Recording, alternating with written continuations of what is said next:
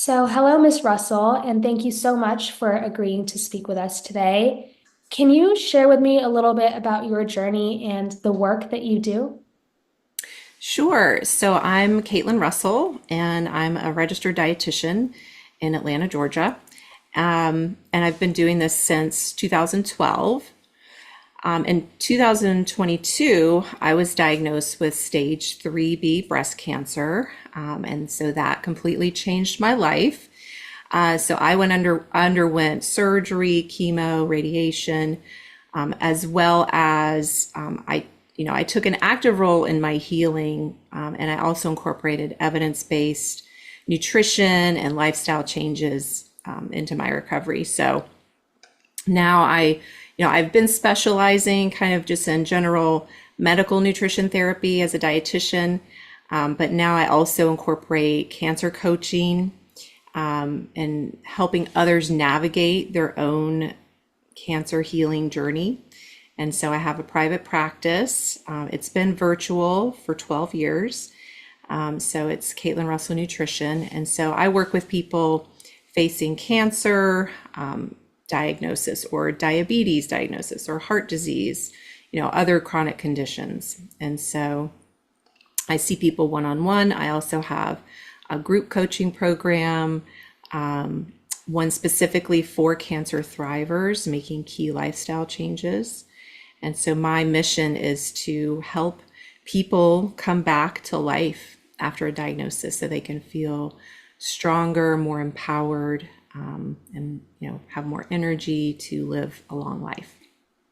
That's amazing, and your journey is really inspiring.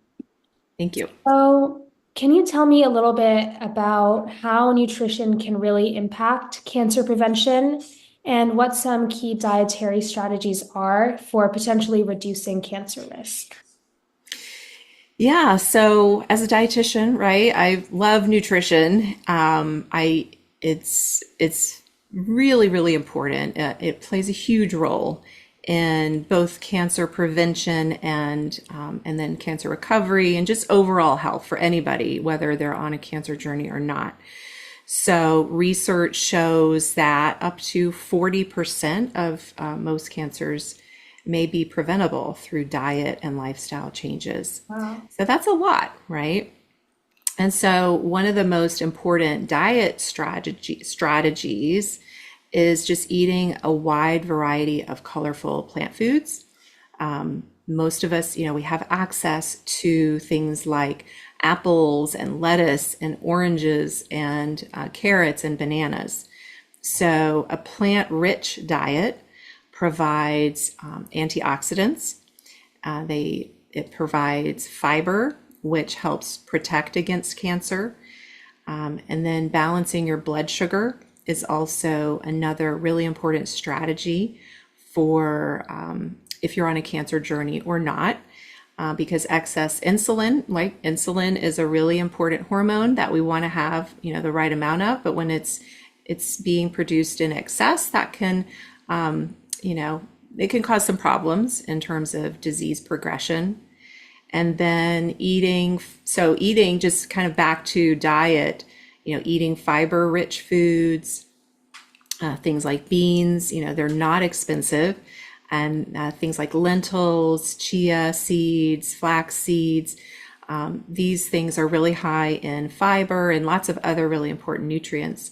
And then also getting healthy fats and lean proteins in your meals. These things will really help stabilize your blood sugar levels. And so that's something that, somebody can implement right away, right? If they're eating maybe more ultra processed foods, things that are like, things that taste good and we have room for in our life. But we might want to add in more of the less processed foods. So reducing those ultra processed foods, the sugary drinks, the refined carbohydrates will help lower chronic inflammation. And we know that inflammation's it's a big risk factor for cancer. So, and then also supporting your gut, I cannot leave that out. Your gut health is critical. It plays a critical role in your immune system, the gut microbiome, and all the good bacteria that we have play a really big role in our immune function and helping control inflammation as well. And they live on, those beneficial bacteria live on the fiber that we eat, basically. And so the beans, the lentils, the vegetables, the fruits are really, really important for maintaining a healthy microbiome. And then maintaining a healthy weight is another key factor in reducing cancer risk or helping, overcome cancer if you're actively on a cancer journey.